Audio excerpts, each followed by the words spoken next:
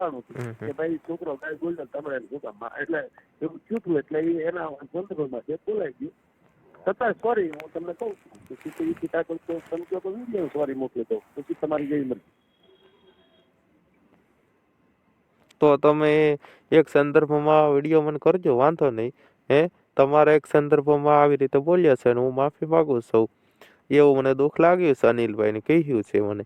હે એક જે હકીકત છે એ બોલાય છે એ મને કહો, એટલે એને વિડીયો કરી દો મને. હા કરી દો. હે બરાબર, હું મારા વોટ્સઅપ નંબર મોકલી દઉં છું. મેં કીધું તમે જો એ છોકરાઓને નથી તો બીજાને તમને કહેતા હો તો વિડીયો કરીને મોકલી દઉં, સોરી નો મને કોઈ પ્રશ્ન નથી. પણ સાહેબ ખરેખર તમે માયાભાઈ આહિરને અંતે માફી માંગવી જ પડી.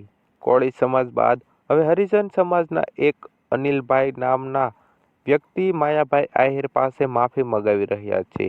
ત્યારે માયાભાઈ માફી માગે છે ત્યારે અનિલભાઈ કહી રહ્યા છે કે તમે મને એક વિડીયો બનાવી આપો કે જેમાં તમે માફી માગી રહ્યા છો અને અમારા સમાજ વિશે જે તમે ખરાબ કહી રહ્યા છો અને અમારા સમાજ વિશે જે તમે કહી રહ્યા છો તેના વિશે એક વિડીયો બનાવી આપો અને માફીને પાત્ર હોય તેવો એક વિડીયો બનાવી આપો. માયાભાઈ આહિર પોતે માફી માંગી રહ્યા છે અને કહી રહ્યા છે હું માફીને પાત્ર છું, તમે મને માફ કરજો. ત્યારે અનિલભાઈ માયાભાઈને કહી રહ્યા છે કે તમે અમારા સમાજને નીચો કેમ ગણ્યો છે અને અમારા સમાજ વિશે આવું કેમ બોલ્યા છો. ત્યારે માયાભાઈ માફી માંગી રહ્યા છે. દોસ્તો આવો આખું સાંભળીએ કોલ રેકોર્ડિંગ જેમાં માયાભાઈ પોતે આ માફી માંગી રહ્યા છે.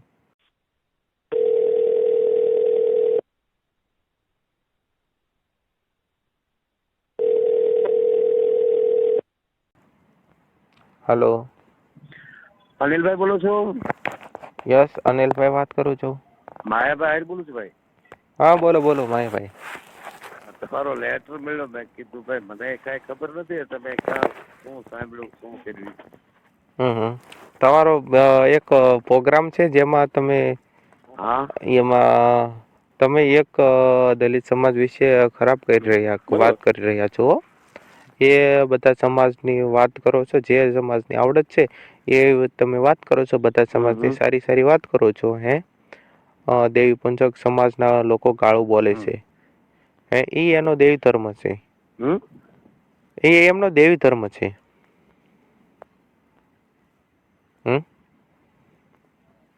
ખબર નહીં સાહેબ હવે કઈ રીતનો. સાંભળો તમને આખું કોલ રેકોર્ડિંગ આખો વિડીયો સંભળાવું તમને. હું સંભળાવું તમને આખો વિડીયો સંભળાવું. બીજું બધું લખ્યું નહીં હું તમે સાંભળો આખો વિડીયો સાંભળો એટલે હું તમને તમે 1 મિનિટ ચાલુ રાખજો, હું તમને આખો વિડીયો સંભળાવી દઉં. હો ને માયાભાઈ, હાલો સાંભળજો.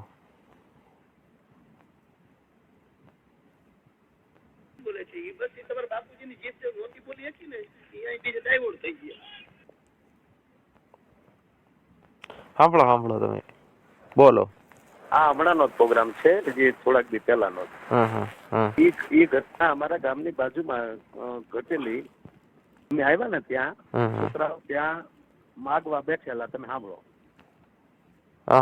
બોલો. એ છોકરાઓને એને ગાળું દીધું ને કે છોકરા ગાળું બોલતા હતા એની ઉપર મેં આ કટાક્ષ કરેલો છે. ભાઈ બોલ્યા હોય એટલે તું છોકરો એ ક્યારેક હું બોલાવું હોય ને એના ઉપર આધાર હોય. બાકી મારા ભાઈ અમારે એને સાજિંદા તમારા અડધા દેવી પૂજક. હા એ તો મને ખબર જ હોય ને, ખબર જ છે. તો મને અમારો જો પાડી પડવાનો બરોબર, એના બાપાનો કારેજમાં મારો પ્રોગ્રામ મેં મફત કર્યો.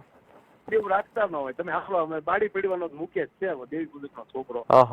એના બાપાના કારેજમાં હું મફત પ્રોગ્રામ કરી આવ્યો અને 20,000 રૂપિયા ઉડાડતો આવ્યો. પેસેન્ટ મગાવી લો તમે. અને ત્યાં દેવી પૂજક નું કેટલું સારું બોલ્યું એ કેમ તમે નોંધ ન લીધી ક્યારે? કહેવાનો મતલબ પછી તમે સાંભળ્યો તમારા કેટલા પ્રસંગો મેં લીધેલા છે અને બાપુની કથા જે આખી ઉભી થઈ ભાઈ આ દેવી પૂજક વિશે એ હું પીઆઈ બસિયા સાહેબ અમે તુલસીશ્યામના જંગલમાં રાતે બેઠેલા તમારા સમાજની મેં આખી ટેકની વાત કરી. બરોબર. કારણ કે મારા ગામમાં તમારા 40 ઘર છે બરોબર. અમે ઈ વાત કરેલી ત્યારે કે ભાઈ એની જે માતાજી પ્રત્યેની શ્રદ્ધા એની નિષ્ઠા એ ભલે મેલા ગયેલા હોય પણ એની શ્રદ્ધા આખી અલગ છે. એટલે હું તો એમ જ કહું છું આમાં દેવી ધર્મ હું માનું જ છું, પણ મને હું મારા સમાજ પ્રત્યે અભિમાન નહીં સર, પણ તમારા સમાજ હું પ્રત્યે અમે તમારા કોઈ સમાજનો અમે બોલતા જ હોય ને, અમારા જો તમારા લોકો દેવગુરુના છોકરા અમારા બેનજામાં ઈ જ છે બધા. ઈ તો મને ખબર જ હોય ને, મારા સમાજના લોકો ક્યાં છે એ તો મને ખબર જ હોય ને. ક્યાં અમારા જ સમાજમાં પડ્યા છે, પણ આ અમારો ધર્મ નથી ને. ગાળું બોલવું એ અમારો ધર્મ નથી ને. બરાબર. સોરી યાર એમાં. મને એ વાતનું યાર બહુ દુઃખ લાગ્યું છે મને એ વાતનું દુઃખ લાગ્યું બહુ. એ દિવસે મારી વાત એમાં હું સાંભળો. થોડું પ્રણયને બોલું છું, ત્યાં ઘટના ઘટી હતી તમે સાંભળી લો. એટલે એ બોલાઈ ગયો કે છોકરા બોલ્યા છે, તમે એને એ છોકરા ક્યાંક મારેલા તમે સમજ્યા ને, પ્રોગ્રામ આવ્યા ને. બરોબર. બરોબર. સાહેબ તમે સાસો નહીં માનો, જે દેવી સમિતિ છે ને 5-6 વર્ષથી કામ કરી છે અમે દેવી સમાજના. હું પ્રમુખ તરીકે વિપિનભાઈ નો કાર્યક્રમ હતો. ત્યાં તમે ને કીર્તિદાન ગઢવી બધા બેઠા હતા અને હું હતો. બરાબર. હું તમારા નજીકમાં જ છું, પણ હું પણ મારા સ્વાભિમાન માટે કહું છું. પણ તમે સંજયભાઈ રાવળ, પછી સંજયભાઈ ગોરડિયા, દિનકરભાઈ, ઈ બધા પાસે માફી મંગાવેલ છે મેં. મને હું કઈ માફી માંગવાને મતલબ હું કઈ તમને ના દરેકના સમાજ ઓલું હોય જ છે. પણ કહેવાનો મતલબ કે એ વસ્તુ જ મારા માનો લગભગ 1.5 મહિના પહેલાનો જ આ પ્રોગ્રામ છે, ગુંદળના ગામનો પ્રોગ્રામ. એ તો મને નહીં ખબર. અને એ ઘટનાના આધાર ઉપર ખરેખર તમે આ તો બોલાય ગયું, તમે આ મુદ્દો લઈ લીધો. ખરેખર તમારા સમાજ માટે જ હું બોલ્યો. બોલ્યા તો તમે શું કામ? પણ સાહેબ હું એમ કહું, બોલ્યા તમે સારું બોલ્યા તો અમારે આની જાગૃતિ આવશે આનાથી.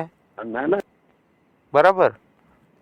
અને જાગૃતિમાં જે અંધશ્રદ્ધા છે ને અમારા સમાજની, એ ખરેખર અંધશ્રદ્ધામાંથી બહાર નીકળશે. અનિલભાઈ હું શું કહું કે એટલું બીજું સારું બોલ્યા હોય. પણ આ મને મારા દિલ ઉપર લાગી ગયું છે એમ કહું છું. તમે આ ગાળ બોલી દીધી હોત ને તો પણ ચાલત, પણ આ તમે આ સ્વાભિમાન અમારું બહુ ગુમાવ્યું છે તમે. આ ખોડિયામાં જન્મ આપ્યો ને એ આ જે બહુ મોટો લાગે. આ સમાજમાં જન્મ આપ્યો ને એ કેવું લાગે. તમે અમે તમારા કેટલા ઓલામાં સંકળાયેલા એ તમને ન હોય સાહેબ, મને તો ખબર જ હોય ને. હું સાહેબ છું એજ્યુકેટેડ માણસ છું. હું એક જિલ્લો બાકી નથી રાખ્યો. ઠીક છે. તો એટલા અમારા સમાજના અનુભવ છે ને. દોસ્તો, માયાભાઈ આહિર પોતે માફી માગે છે અને કહે છે કે મને માફ કરી દેજો. દેવી પુંજક સમાજના અનિલભાઈ સિંહોરીએ માયાભાઈ પાસે માફી મંગાવી છે અને કહી રહ્યા છે અનિલભાઈ કે તમે જે બોલી રહ્યા છો તે મને મારા દિલ પર લાગી ગયું છે. અને માયાભાઈ કહે છે તમે મને માફ કરી દો. સોરી. માયાભાઈ કહી રહ્યા છે કે આઈ એમ રિયલી સોરી. દોસ્તો, અને માયાભાઈ માફી માગી રહ્યા છે. તેઓ વિડીયો ભાગ 2 નંબર ઉપર જોવા મળી જશે. તમને વિડીયો ગમ્યો હોય તો વિડીયોને લાઈક કરો. અમારી ચેનલ પર તમે નવા હો તો ચેનલને સબસ્ક્રાઈબ કરો. શું દોસ્તો, કોળી સમાજના યુવાન નવીનભાઈ ઉપર હુમલો કરાવનાર જયરાજ આહિરનો વરઘોડો કાઢવામાં આવશે કે નહીં કાઢવામાં આવશે તે અમારી કોમેન્ટ બોક્સમાં જરૂરથી જણાવજો. ધન્યવાદ.